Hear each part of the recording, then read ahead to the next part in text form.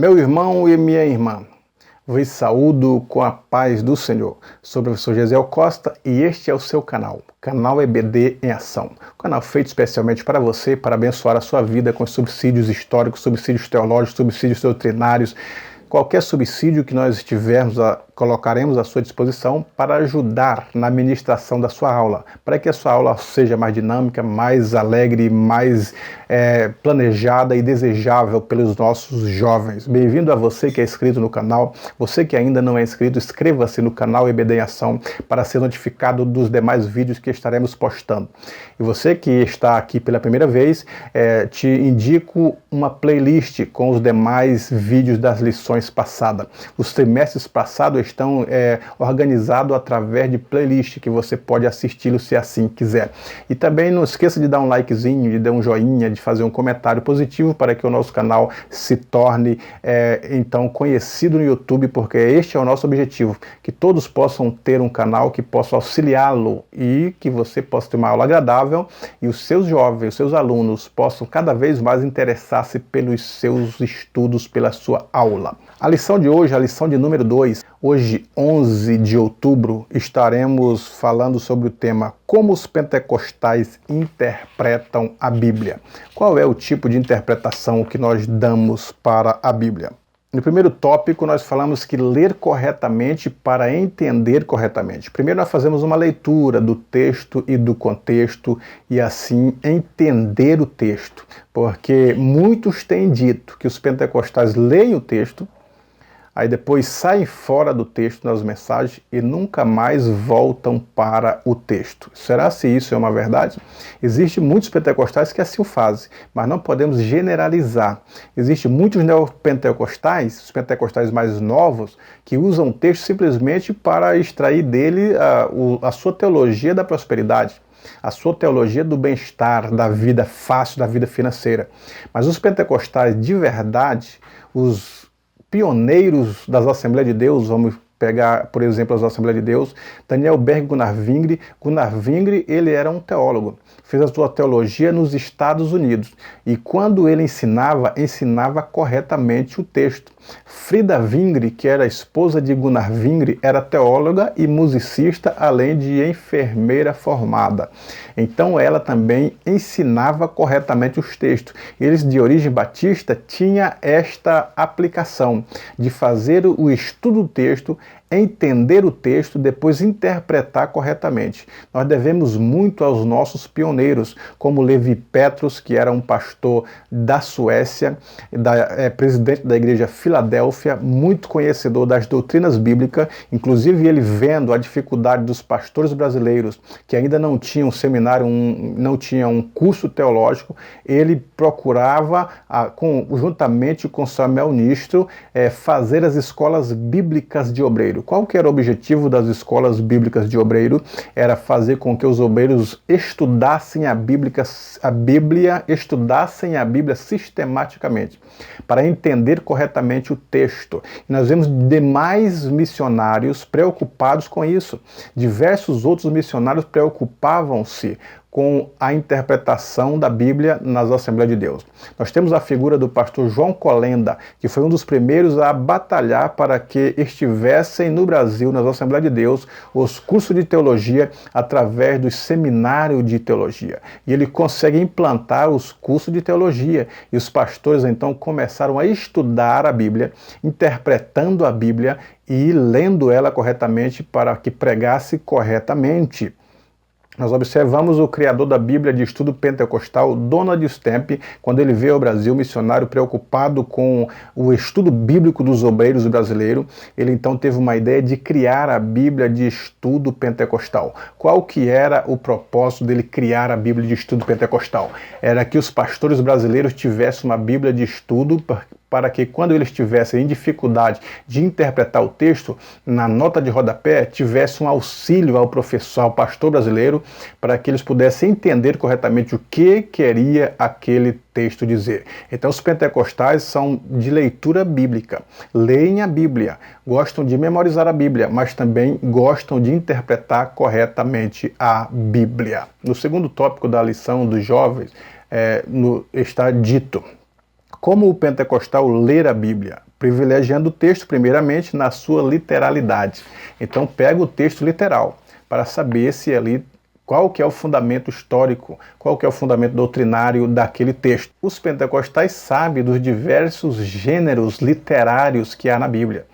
Hoje em dia nós temos diversas ferramentas, diversos livros publicados explicando exatamente a literatura do texto, o gênero literário daquele texto. A CPAD tem publicado diversas obras que auxiliam-nos para que possamos entender corretamente a Bíblia e fazer uma interpretação desejada da própria Bíblia. E entendemos que a Bíblia é a palavra de Deus. Os pentecostais acreditam que a Bíblia ela é a palavra de Deus inspirada e, portanto, é a palavra de Deus. Nós não interpretamos que parte da Bíblia é inspirada ou que ou que parte da Bíblia foi escrita por homem que deve ser reformulada, mas entendemos que a Bíblia é a palavra de Deus e assim deve ser aceita. Acreditamos que o livro de Atos e o livro de Lucas, juntamente, são livros que contêm ensinos, que contêm doutrinas. Diversas outras obras pentecostais já vêm versando sobre isso, explicando que o livro de Atos é um livro, sim, de doutrinas. Não são somente as cartas de Paulo que provêm doutrina, ou que contém doutrina e ensinos, mas o livro de Atos é um livro histórico, mas tem muitos ensinamentos. O livro de Atos e o livro de Lucas, o livro de Atos, que foi escrito por Lucas, ele tem ensinamentos, principalmente a pneumatologia ou a paracletologia, ela está explícita em todos os capítulos do livro de Atos. E os pentecostais interpretam a Bíblia assim como John Wesley interpretava. Vamos ver como que John Wesley interpretava a Bíblia. A hermenêutica pentecostal tem um fundo histórico. John Wesley destacava a leitura de textos mais longos, leu o capítulo inteiro, texto e contexto. Ele virou uma Bíblia ambulante. E segundo, a leitura da Bíblia não advinha da academia, mas de leituras devocionais com oração. A Bíblia era a fonte principal de autoridade para a formulação de doutrinas, de estudos e de mensagens. A aplicação da Bíblia culminaria na hermenêutica, descobrindo a vontade de Deus para agirmos segundo a sua vontade. A metodologia da interpretação conta com a ajuda do Espírito Santo, conforme João 16, 13 a 14. Esse período com o metodismo, as interpretações, ele viveu um conflito. Eu não vou dar os pormenores aqui porque não há tempo, mas pelo menos relacionar para os irmãos ali, que ele destacava, ele já era um estudioso da Bíblia, que levava em consideração o contexto. Tinha que ler o contexto. Não era só pegar versículos isolados que vai dar problemas. Então tinha que entender o assunto, tinha que entender o pano de fundo para poder ter uma mensagem. Essa era uma das propostas de John Wesley. A leitura da Bíblia ela não advinha, segundo ele, de academias, mas do seu próprio relacionamento pessoal com o seu Criador e com a intimidade da palavra de Deus. Ler a Bíblia não em números, como se lê jornais, mas ele lia para entender, para sentir, para compreender, para a alma, segundo John Wesley. A Bíblia era a fonte principal de autoridade para a formulação de doutrinas, para a formulação de estudos, de mensagens e até de hinos. Os hinos tinham que ser, o irmão dele, Carlos Wesley, era um compositor nato. Escreveu muitos hinos deles, muitos deles têm as letras, têm as músicas hoje aí. Agora, segundo eles, todos os hinos tinham que ter um embasamento bíblico, tinha que ter um posicionamento, tinha que ter uma mensagem, tinha que ter um fundo de verdade da Bíblia. Não poderia ser hinos aleatórios. E o contexto que eles levavam era exatamente o contexto da classe levítica, quando Deus disse para Moisés, chamou Asaf, que era uma das famílias de Levi, e o próprio Asaf e os seus filhos é quem construiu os instrumentos, o símbolo, o dissonante, a gaita de fole, a flauta, a guitarra, o cítara, e eles iam escrever as letras e compor, iam cantar com a congregação. Agora, segundo o livro, esses hinos não poderiam falar de si mesmo, tinha que falar do Deus Criador, tinha que falar dos feitos de Deus, da grandeza de Deus, do amor, da mensagem de Deus, não poderia se falar de si mesmo. Então, John Wesley, o seu irmão e todo o wesleyanismo nesse período, levava a esse viés, irmão.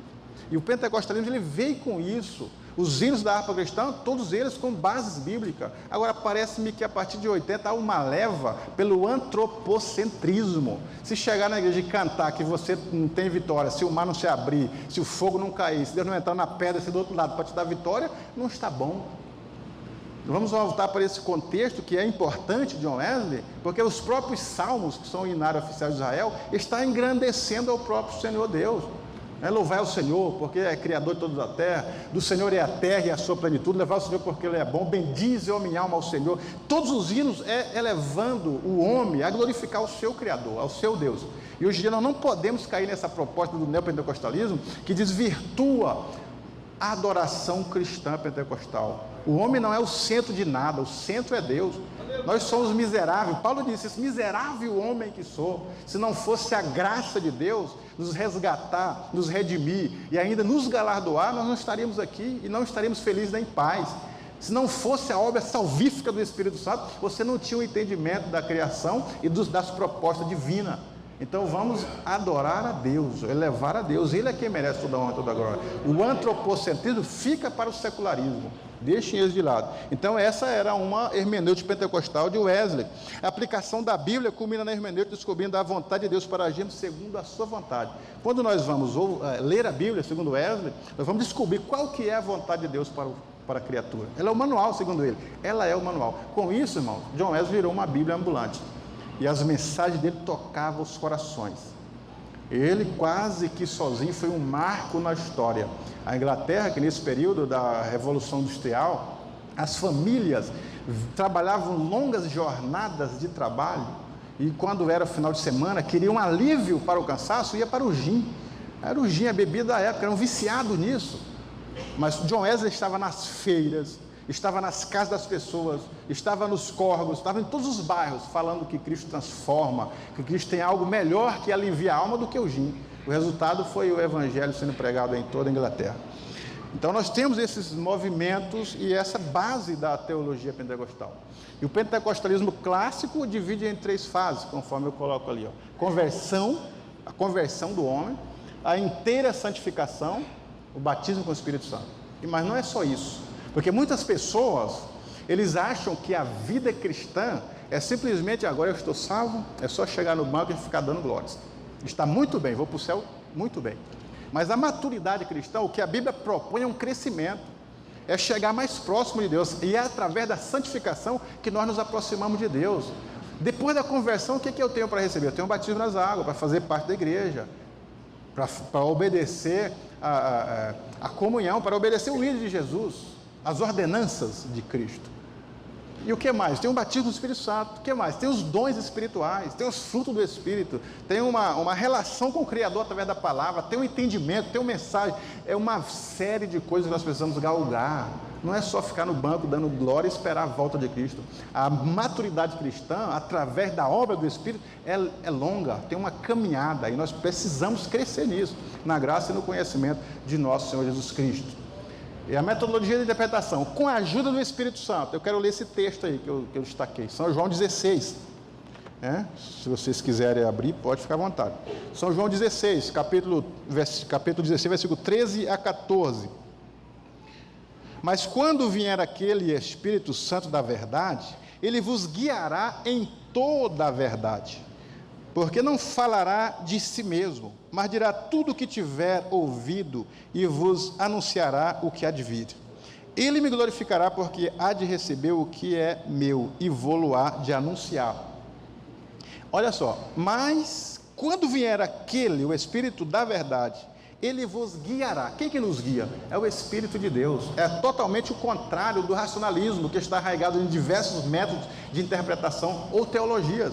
Que diz que o homem ele descobre as suas coisas por causa do seu entendimento, do seu conhecimento, da sua perspectiva. Descartes até hoje é adorado nas faculdades por causa do racionalismo cristão. E isso está fazendo um mal para a teologia. Agora, na teologia pentecostal, nós destacamos a pessoa do Espírito Santo, que é aquele que guia, que é aquele que fala, que é aquele que instrui. O Espírito de Deus é aquele que norteia. O Espírito de Deus é aquele que ensina, conforme nós já lemos as passagens de Paulo. O Espírito de Deus é aquele que está presente. O Espírito de Deus é aquele que distribui presente. O Espírito de Deus é aquele que batiza. O Espírito de Deus é aquele que distribui dons. O Espírito de Deus é aquele que distribui os frutos, faz o indivíduo produzir fruto. Então nós temos uma relação com o Espírito de Deus. A teologia pentecostal é a partir do Espírito Santo de Deus. É o Consolador. É por isso que Cristo disse, eu vou, mas enviarei um outro Consolador. Então, o cristão pentecostal, ele tem uma relação com esse outro Consolador. Porque senão não é pentecostal. Não adianta dar aquela ambiota, pular, atravessar aquela porta do outro lado, se você não tem uma relação com o seu Criador, se você não tem uma mudança de atitude na sociedade, se você não tem um distanciamento do pecado, se você não tem uma regeneração, se você não é separado através de santificação. Então, é mais importante ser trabalhado pelo Espírito Santo do que ser taxado de um pentecostal que faz barulho. É melhor a qualidade do pentecostal, transformado pela palavra, que entende a verdade, que ouve a verdade. Há uma relação muito grande com o Espírito Santo de Deus. Diferença entre pentecostais clássicos e neopentecostais. Eu só citei 3, nos propósitos. O pentecostalismo ele veio com essa proposta. Qual que era a proposta? O irmão leu aqui Atos 2. Né? Cumprindo-se o dia de Pentecostes, estavam todos reunidos no mesmo lugar. De repente veio do céu um som como de um vento veemente, impetuoso, encheu toda a casa em que estavam assentados e começaram a falar em novas línguas. Agora, antes disso, Jesus falou: ficar em Jerusalém, até que do alto sejais revestido de poder. E depois desse até, ele disse: e ireis para Samaria, Judeia, até os confins da terra. Então eles tinham que ser revestidos para sair, para pregar uma mensagem salvífica, uma mensagem do céu, uma mensagem que liberta as pessoas. Era um até, eles deviam permanecer lá até, mas eles gostaram da ideia e ficaram ali. Aí veio a perseguição e dispersou todo mundo. Então Filipe foi para Samaria, os demais para as redondezas, para pregar o evangelho. Então esse até, por que é que nós, os pentecostais, precisamos do Espírito de Deus a partir de Atos 2? Porque esse até e esse revestimento é que faz a diferença. O propósito é diferente. Os neopentecostais, a proposta é outra. Sempre você vê um testemunho de alguém. Como que você era? Eu estava jogado, era mendigo, não tinha dinheiro, passava fome, não sei o quê. E agora? Não, agora eu vim para a igreja, estou um empresário, eu sou a fulano de tal. Né? As propostas são diferentes. O pentecostal, a característica dele é pregar o evangelho de salvação. O que nós sentimos e alcançamos através da transformação, da renovação, nós queremos levar para os outros experimentarem também. Então, diferente das propostas, diferente nas mensagens. A mensagem não é prosperidade, meu irmão. Porque quando se fala em prosperidade, parece que a prosperidade é material. Você vai ler em Gênesis 39 sobre José. José foi preso, foi vendido como prisioneiro na casa de Potifar, era escravo. Aí o texto diz: mas o Senhor prosperou José na casa de Potifar. Agora me diga que prosperidade que é essa? Que o escravo ele não tem direito a FGTS, a carteira assinada, amanhã é sábado, vou dormir até mais tarde que eu não trabalho, fundo de garantia, roupas, férias, Natal. O escravo não tem esse direito. No Egito, uma chinela era símbolo de autoridade, então o escravo anda descalço. E coloca aí nem roupas ele tinha, tem que ter a roupa de escravo. Agora, que prosperidade que é essa? Que José não tem nada e é próspero. A Bíblia chama ele de próspero. Aonde você vê prosperidade na vida de José ali?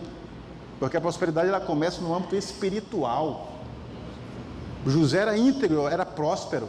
José era fiel à palavra, era próspero. Ele disse para a mulher: longe de mim, mulher, pecar. Ele não disse: trair o meu patrão, não posso, eu posso morrer. Ele não estava preocupado com o patrão, estava preocupado com o seu Criador. Longe de mim pecar contra o meu Deus. Sabe por quê? Porque quem é próspero a Deus, fiel a Deus, teme a Deus, ele é íntegro com o patrão, com a esposa, no serviço, no trabalho, na escola, na faculdade, porque Deus está em primeiro lugar.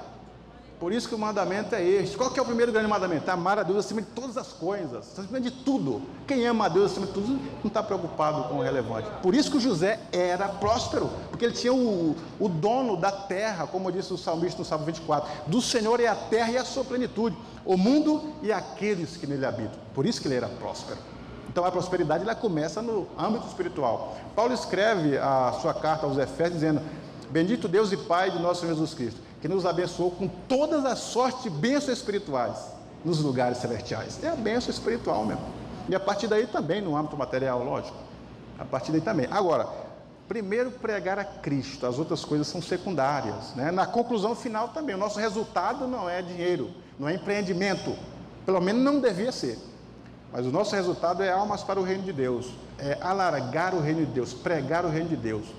Essa é a proposta, ganhar almas para Cristo. Ide por todo mundo, pregar o evangelho a toda criatura. Quem crê e for batizado será salvo. Essa é a proposta do cristão, principalmente do cristão pentecostal. Então nós observamos que os pentecostais acreditam com a ajuda do Espírito Santo. Acreditamos que a Bíblia é inspirada, acreditamos que o Espírito Santo, ele faz-nos entender as Escrituras Sagradas. O Espírito Santo, que é um dos autores da Bíblia, o Espírito Santo, que é o autor da Bíblia, ele ilumina a nossa mente. Por isso que Paulo diz que nós devemos buscar ler a Bíblia.